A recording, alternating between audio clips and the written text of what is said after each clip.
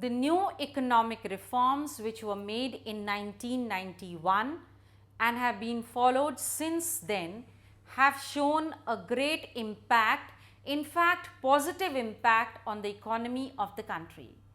And some of the features that we are going to see of the positive impact of these economic reforms are, first of all, the Indian economy has become a vibrant economy.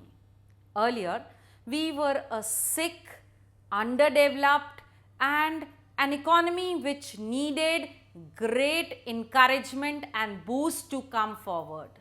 But now, we are believed to be a vibrant economy. And the second one is that the positive impact of this is that it has given a great stimulant to the production activities of the various units. We have already seen that the government has now imposed no such barrier or ban on the production capacity of various units. Therefore, the production has increased by leaps and bounds.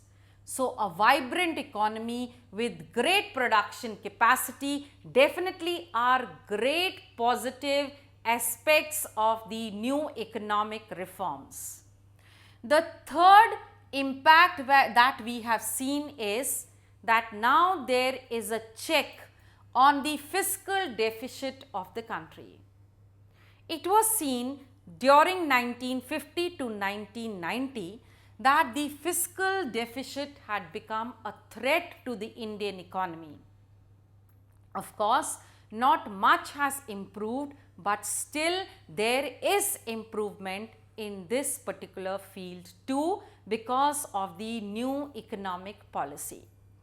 The next one is that we have been able to check inflation because of the new economic policy. The next one is that consumer sovereignty is of course there. Now the consumer is free to choose from hundreds of brands which are available in the market, and it is thanks to globalization. That is again a component of the new economic reforms. The next one is that there is increase in the foreign exchange reserve of India. The free flow of trade, that is liberalization, has given an increase in the forex rate of India. Next is that there is a free flow of private foreign investors. Since there is no restriction, so not only the Indians but also the private entrepreneurs, those who are not Indians, that is of foreign origin, are coming to India to start their units here, which means not only giving employment but of course also a great push to the Indian economy. So, the LPG, as we call it, liberalization, privatization and of course the globalization has given a great positive impact to the economy of the country. But there are miles and miles to go before we sleep.